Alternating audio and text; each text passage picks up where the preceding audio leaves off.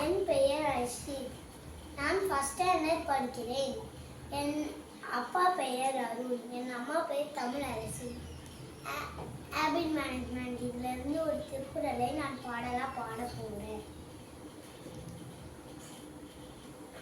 தொட்டனைத்து ஊரும் மணக்கேணி, மாந்தருக்கு கட்டணைத்து ஊரும் அறிவு.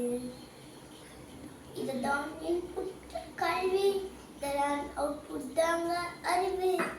அவுட்புட் இல்லா அறிவு நாசமாக போகும். ஊற்று இல்லா கல்வி என்று உதவாம கூட போகும்.